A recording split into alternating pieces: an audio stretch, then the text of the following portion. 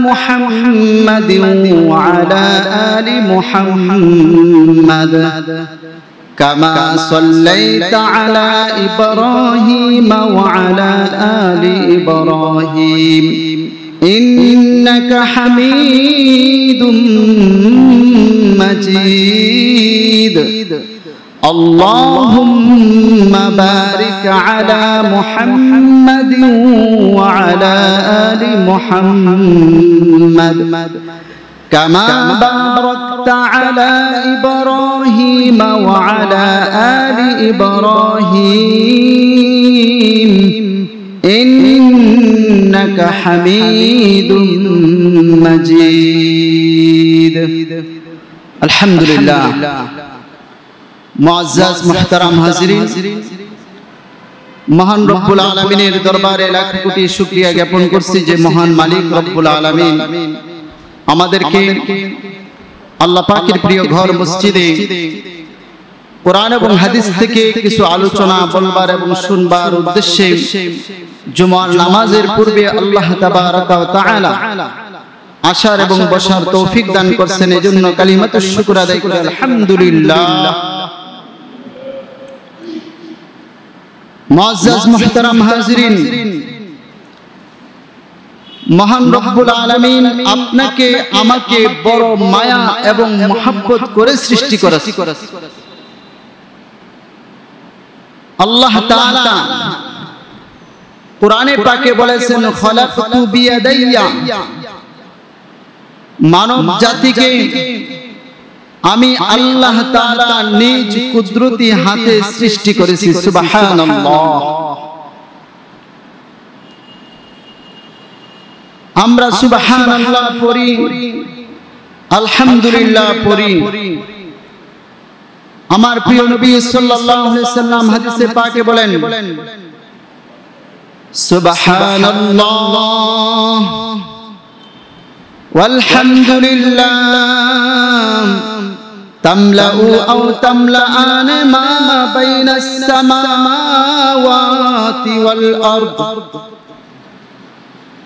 যে বান্দা সুবহানাল্লাহ পড়বে আল্লাহ তুমি পবিত্র আল্লাহ তাআলা সমস্ত দোষ ত্রুটি থেকে পবিত্র আল্লাহ পাকের তাসবিহ সুবহানাল্লাহ যে বান্দা পড়বে দিলের মোহাব্বত নিয়ে ভালোবাসা নিয়ে ঈমানের সাথে আল্লাহ পাকের গুণগান যেই বান্দা গাইবে সুবহানাল্লাহ পড়ার সাথে সাথে আমার আল্লাহ রাব্বুল আলামিন ওই বান্দার আমলনামায় আসমান থেকে জমিনের মধ্যবর্তী খালি জায়গা পূরণ করার সমপরিমাণ নেকি দান করবেন সুবহানাল্লাহ নবীজি বলেন আলহামদুলিল্লাহ সুবহানাল্লাহর সওয়াব অথবা আলহামদুলিল্লাহর সওয়াব অথবা এই দুইটা মিলে এই দুইটার সওয়াব হবে আসমান জমিনের মধ্যবর্তী খালি জায়গা আল্লাহ তাআলা তার আমলনামায় ভরপুর দান করবেন বলেন না সুবহানাল্লাহ তাহলে এই যে তাসবিহ তাহলিল গুলো আছে এই তাসবিহ তাহলিল গুলো আমাদের পড়লে সওয়াব আছে না সওয়াব নাই বলেন সওয়াব আছে না নাই অনেক সওয়াব শুধু সাধারণ সওয়াব বললে চলবে না অনেক অগণিত সওয়াব আপনি পড়বেন আমি পড়ব পর্দার আড়ালে যে সমস্ত মা বোনেরা রয়েছেন মা বোনেরাও যদি সুবহানাল্লাহ পড়েন আলহামদুলিল্লাহ পড়ে আল্লাহ রাব্বুল আলামিন সাথে সাথে তার আমলনামায় আসমান জমিনের মধ্যবর্তী খালি জায়গা পূরণের সওয়াব দিয়ে দিবেন নবীজি বলেন قال النبي صلى الله عليه وسلم رب عمل صغير تعزمه النية ورب عمل كبير تصغره النية আমার প্রিয় নবী সাল্লাল্লাহু আলাইহি সাল্লাম বলেন ছোট ছোট আমল বান্দা করবে দেখতে ছোট দেখা যায় আমলটা দেখতে খুবই নগণ্য দেখা যায় ছোট দেখা যায় কিন্তু নিয়ত ভালো থাকার কারণে কলবটা থাকার কারণে হৃদয়ে আল্লাহ পাকের মহব্বত ভালোবাসা থাকার কারণে আমার নবী বলেন আল্লাহ তাআলা ওই বান্দার আমলনামার মধ্যে অগণিত নিয়ামত, অগণিত সওয়াব দিয়ে আমার নবী বলেন রুব্বা আমালিন সগীরিন তুআজ্জিমুহুন নিয়া, আমলটা ছোট হয় ছোট কিন্তু নিয়তটা শুদ্ধ থাকার কারণে, নিয়ত ভালো থাকার কারণে আমার আল্লাহ রাব্বুল আলামিন তুআজ্জিমুহুন নিয়া, আমলটাকে বিরাট বড় করে হাসরের ময়দানে পেশ করবেন। সুবহানাল্লাহ। এজন্য অনেক আমল আছে দেখতে ছোট কিন্তু আল্লাহ তাআলার কাছে কবুল হয়ে গেছে, কবুল হয়ে যাওয়ার কারণে আল্লাহ তাআলা এর বিনিময় দান করবেন অনেক বেশি। আবার অনেক আমল আছে অরুব্বা আমালিন কাবীরিন তুসাগিরুহুন নিয়া, অনেক আমল আছে দোস্ত দেখতে অনেক বড় দেখা যায় কিন্তু নিয়তের ভিতরে গরমিল থাকার কারণে লোক দেখানোর উদ্দেশ্যে আমল করেছে, আল্লাহ তাআলাকে সন্তুষ্ট করার জন্য আমল করে নাই, যার কারণে বিশাল বড় বড় আমল দেখা যাইলেও আল্লাহ তাআলা এই আমলগুলোকে একবারে 0 পয়েন্টে শূন্যের খাতায় নিয়ে যাবেন। কারণ নিয়ত ভালো না, নিয়ত ভালো না থাকার কারণে ছোট আমল এরকম, বড় আমল এরকম আল্লাহ তাআলার কাছে 0 হয়ে যায়, ছোট হয়ে যায়। আর নিয়ত ভালো থাকার কারণে ছোট আমল আল্লাহ তাআলার কাছে অনেক দামি হয়ে যায়। এজন্য আমরা সকলেই যখনই সময় পাই সুবহানাল্লাহ পড়ব, আলহামদুলিল্লাহ, আল্লাহ পাকের তাসবিহ তাহলিল গুলো বেশি বেশি আদায় করব। লা ইলাহা ইল্লাল্লাহ, আল্লাহু আকবার। হাঁটা অবস্থায় চলতেছি যাইতেছি পড়তে থাকি, জবানে পড়তে থাকি সুবহানাল্লাহ সুবহানাল্লাহ, আলহামদুলিল্লাহ, লা ইলাহা ইল্লাল্লাহু, আল্লাহু আকবার। এই তাসবিহগুলো পড়তে থাকি, বসে রয়েছি এই তাসবিহগুলো পড়তে থাকি, কোনো কাজ নাই ওই তাসবিহগুলো পড়তে থাকি। ও দোস্ত দেখবেন হাসরের ময়দানে যার জীবনে একবার সুবহানাল্লাহ বেশি পড়েছে, দুইটা মানুষ একই আমল করেছে কিন্তু একজনের জীবনে একবার সুবহানাল্লাহর আমল বেশি, তার জান্নাতের সুঘ্রাণটাও বেশি হয়ে যাবে। সুবহানাল্লাহ। এইজন্য দোস্ত আহবাব, আমরা অযথাই সময় নষ্ট করে দেই, অনর্থক কাজের মধ্যে আমরা লিপ্ত থাকি, অনর্থক কথা গল্প গুজব করতে আমাদের খুবই ভালো লাগে, মানে মানুষের গীবত শিকায়ত করলে আরো বেশি মজা লাগে। যে তাসবিহ তাহলিল পড়ি এটা আমাদের কাছে ভালো লাগে না, ভালো জিনিস আমাদের কাছে ভালো লাগে না, কিন্তু অন্যায় জিনিস এটা আমাদের কাছে খুব ভালো লাগে। মুহতারাম হাজিরিন, আমি যে আজকে আলোচ্য বিষয়, আজকে যে বিষয়টা নিয়ে আলোচনা করব, ওমা তাওফীক ইল্লা বিল্লাহ, জান্নাত এবং জাহান্নাম সম্পর্কে কিছু আলোচনা করার নিয়ত করেছি।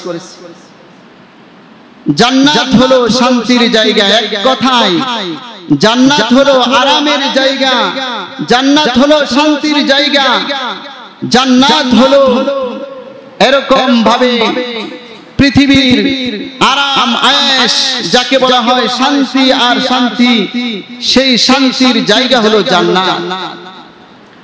কষ্ট আর কষ্ট, কষ্ট আর কষ্ট, কষ্ট যত হতে পারে কষ্টের জায়গা হলো জাহান্নাম। এই জান্নাতে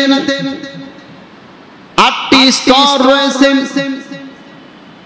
জান্নাতুল ফিরদাউস, জান্নাতুল মাওয়া, জান্নাতুন নাঈম, জান্নাতুল আদন, দারুস সালাম, দারুল মাকাম, দারুল করার, দারুল খুলদ। মুহাদ্দিসিনে কেরাম, মুফাসসিরিনে কেরাম জান্নাতকে 8 ভাগে স্তর দিয়েছেন।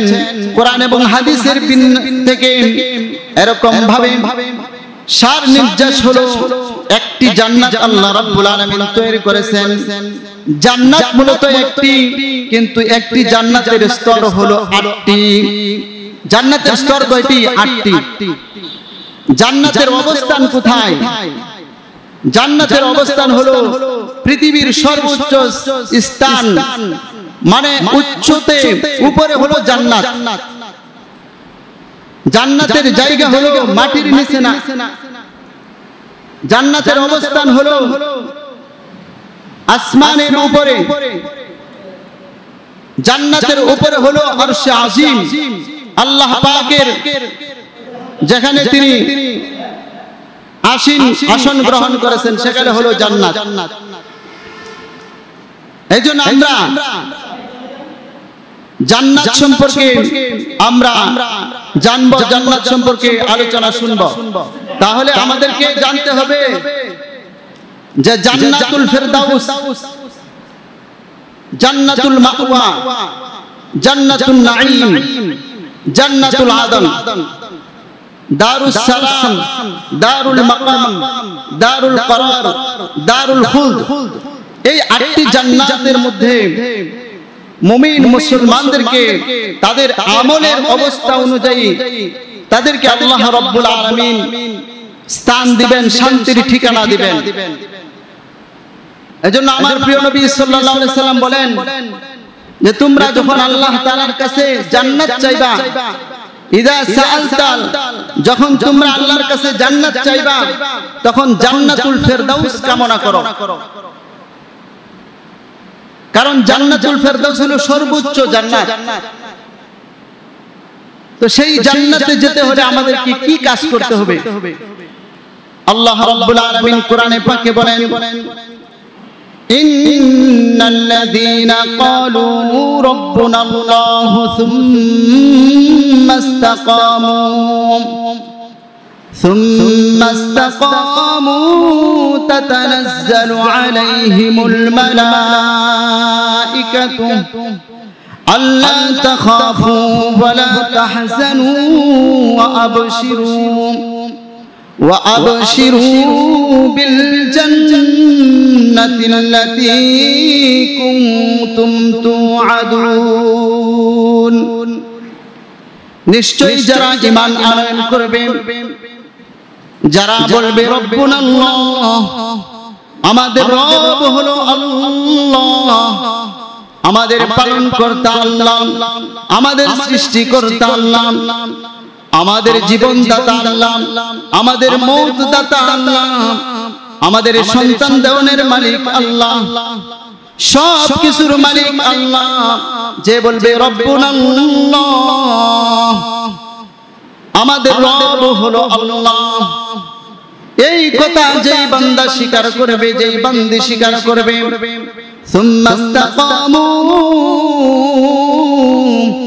এই কথা স্বীকার করার পরে সুম্মা ইসতাকামু, আমার আল্লাহ বলেন এই কথার উপর ইস্তেকামাত থাকবে, অটল থাকবে, এই কথা থেকে সরে যাবে না, এই বিশ্বাস থেকে বিন্দু পরিমাণ সরবে না, এই বিশ্বাসের উপর মৃত্যু পর্যন্ত অটল থাকবে, অবিচল থাকবে।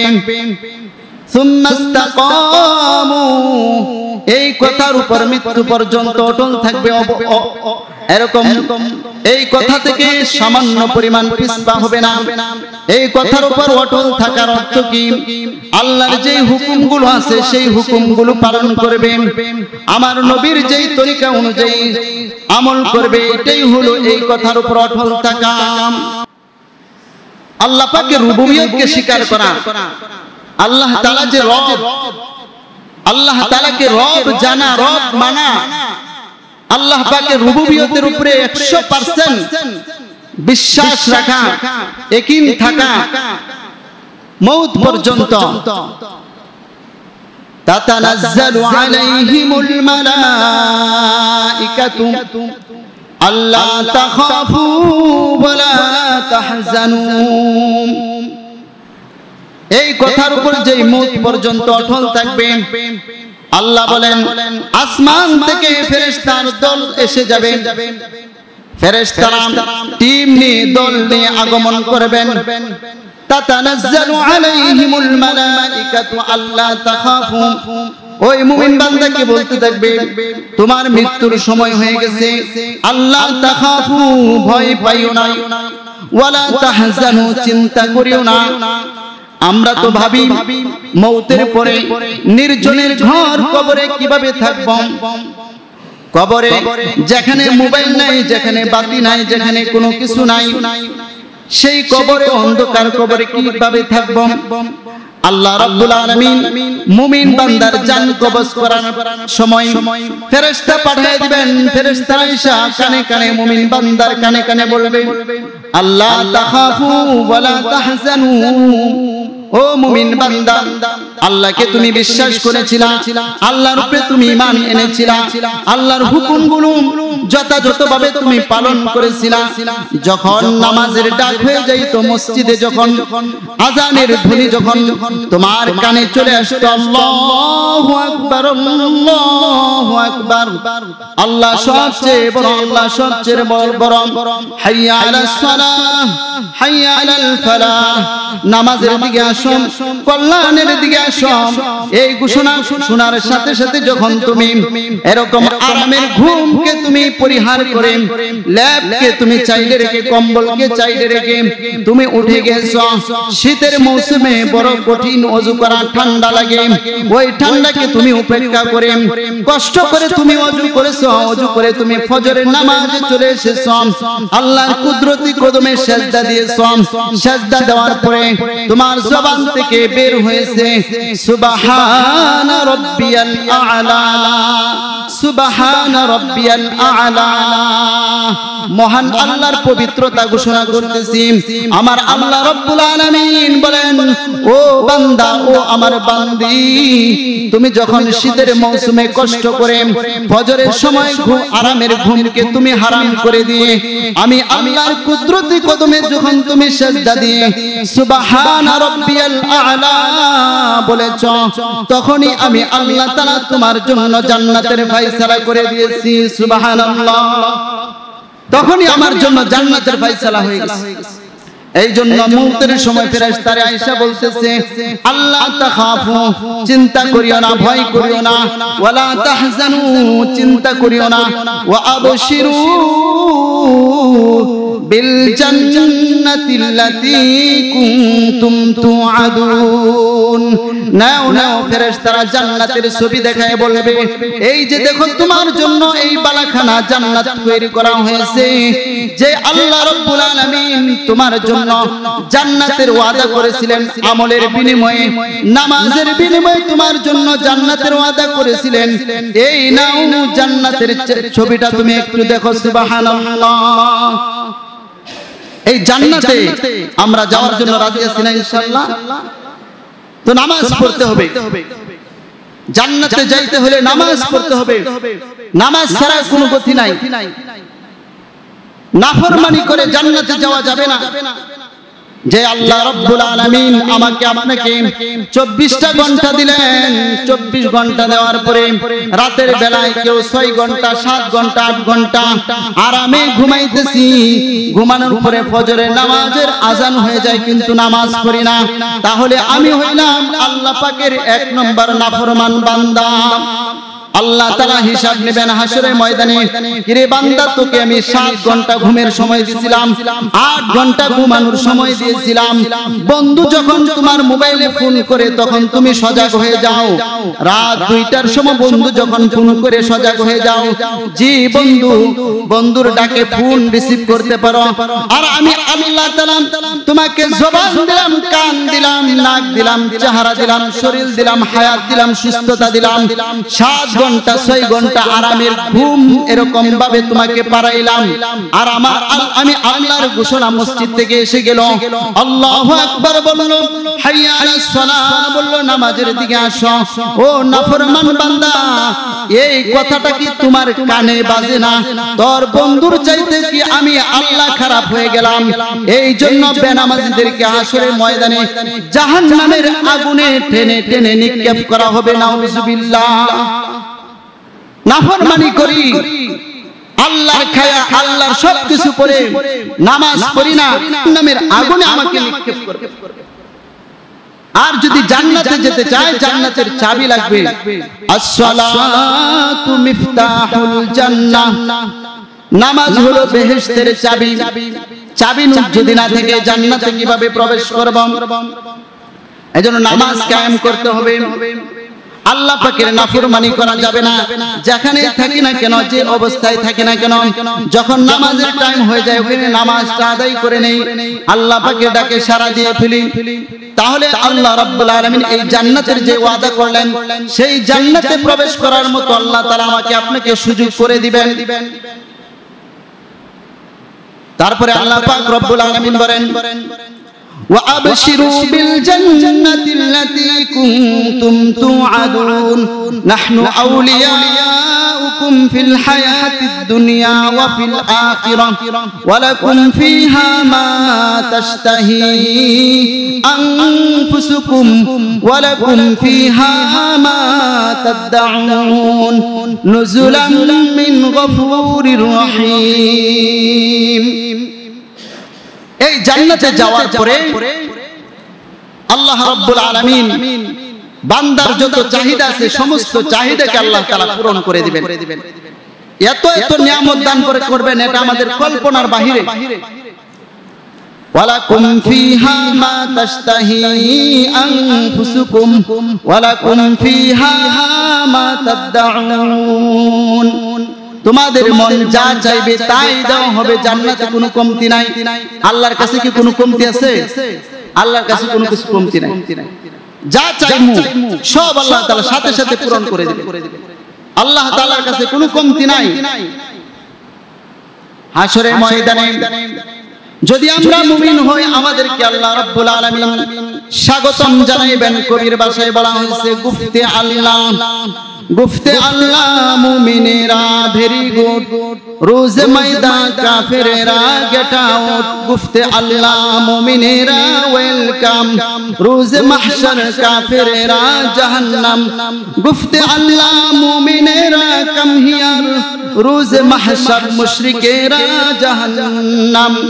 হাশরের ময়দানে আল্লাহ রাব্বুল আলামিন মুমিনদেরকে বলবেন, আয় আয় আমার বান্দা, ইয়া আব্দি, হে আমার প্রিয় বান্দা, তুমি আমাকে ভুলে যাও নাই।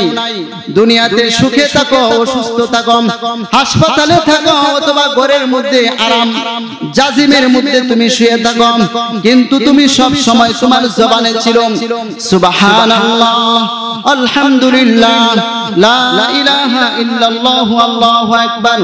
যেখানেই থাকো না কেন তুমি নামাজের সময় হইলে আমার ডাকে সাড়া দিয়েছো, নামাজ আদায় করেছো। ও আমার মুমিন বান্দা, আসো আসো। ফেরেশতাদের মাধ্যমে ঘোষণা করানো হবে, ইয়া আইয়াতুহান নাফসুল মুতমাইন্নাহ ইরজিই ইলা রাব্বিকি রাদিয়াতাম মারদিয়াহ ফাদখুলি ফি ইবাদি ওয়াদখুলি জান্নাতি। ও প্রশান্ত দিল ওয়ালা মুমিন বান্দা, আয় আয় আয়, তোমরা মুমিনদের কাতারের মধ্যে দাখিল হয়ে যাও, ইবাদত গুজার বান্দাদের মধ্যে শামিল হয়ে যাও। ফাদখুলি ফি ইবাদি ওয়াদখুলি জান্নাতি, মুমিনদের কাতারে শামিল হয়ে যাও আর জান্নাতের মধ্যে তোমরা প্রবেশ করো। এই জন্য আমরা যদি মুমিন হই, আমরা যদি ভালো মানুষ হই, আল্লাহ পাকের হুকুমগুলো যদি আমরা পালন করি, নাফরমানি না করি, তাহলে আমাদের জন্য সোনাই সোহাগা, দুনিয়াতেও আমরা এরকম ভাবে কামিয়াব হব, পরকালেও আমরা কামিয়াব হব। আল্লাহর জান্নাতে যাওয়ার মাধ্যমে আমাদের চূড়ান্ত সফলতা, চূড়ান্ত বিজয় আমাদের অর্জিত হয়ে যাবে। দুনিয়ার সফলতা কোনো সফলতা নয়, দুনিয়ার শান্তি আসল শান্তি নয়। আমার আল্লাহ রাব্বুল আলামিন বলেন, ফামান যুহজিহা আনিন নারি ওয়া উদখিলাল জান্নাতা ফাকাদ ফাজ।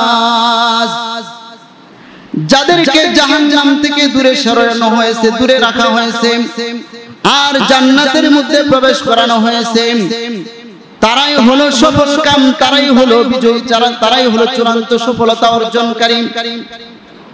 আর যদি আল্লাহ পাক রব্বুল আলামিন আপনাকে আমাকে বলেন, ওয়ামতাজুল ইয়াউমা আইয়ুহাল মুজরিমুন, যদি আল্লাহ বলেন হে নাফরমান, ওয়ামতাজুল ইয়াউমা আইয়ুহাল মুজরিমুন, ও নাফরমান জান্নাতীদের থেকে পৃথক হয়ে যাও, দূরে সরে যাও, সুহকান দূরে যাও। যদি আমার ব্যাপারে হুকুম হয়ে যায়, আমার মতো হতভাগা এই পৃথিবীতে আর কেউ নাই। এজন্য বাপজানরা আমার, যুবক ভাইয়েরা আমার, সকলে হাতে ধরি পায়ে ধরি 5 ওয়াক্ত নামাজ আদায় করেন, গুনাহ থেকে জীবনটাকে বাঁচান। আর না হলে জাহান্নামে এত ভয়ানক আযাব হবে ও দুস্থ বন্ধু, এমন আযাব হবে যে আযাবের কোনো সীমা নাই। জাহান্নামের মধ্যে জাহান্নামীরা আযাবের মধ্যে লিপ্ত থাকতে থাকতে এমন শাস্তি হবে, শাস্তি পাইতে পাইতে আল্লাহর কাছে আফসোস করে বলবে, আল্লাহ রব্বি আল্লাহ, আমাদেরকে আর আযাব দিয়েন না, মৃত্যু দিয়ে দেন। জাহান্নামীরা আযাবের কারণে বলবে, আল্লাহ আর নাফরমানি করব না, আমাদেরকে মৃত্যু দিয়ে দেন, আর আযাব দিয়েন না। আল্লাহ বলবেন, কিরে বান্দা, জাহান্নামে তো কোনো মৃত্যু নাই, জাহান্নামে আর কোনো মৃত্যু নাই, এখন শুধু আযাব।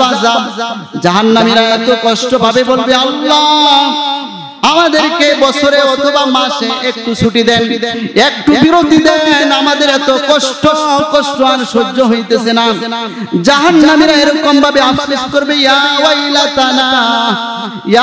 ওয়াইলাতানা, হায় আফসোস, রব্বানা সামি'না ওয়া আতা'না। যদি আমরা রবের কথা শুনতাম, রবের কথা মানতাম, তাহলে এরকম ভয়ানক আযাবের মধ্যে আজকে আমাদের পড়তে হইতো না। ও দুস্থ বন্ধু আমার, আপনাদের হাতে ধরে পায়ে ধরে গুনাহ থেকে বেঁচে থাকেন, 5 ওয়াক্ত নামাজ পড়েন, আল্লাহর নাফরমানি ছেড়ে দেন। আর না হয় দুস্থ, জাহান্নামের আগুনের আযাব কিন্তু আমরা কোনোদিন সহ্য করতে পারবো না। জাহান্নামের আযাব খুব ভয়ানক। জাহান্নামের বর্ণনা দিয়ে কোরআনের মধ্যে এরকম ভাবে কয়েক পারার মধ্যে জাহান্নামের শুধু বর্ণনা, জাহান্নামের বর্ণনা, ভয়ানক আযাব। এজন্য আল্লাহ পাকের নাফরমানি থেকে আমাদের বাঁচতে হবে, আল্লাহ পাকের গোলামি করতে হবে। নামাজ ত্যাগ করা যাবে না, নামাজ ছাড়া যাবে না, গুনাহ করা যাবে না।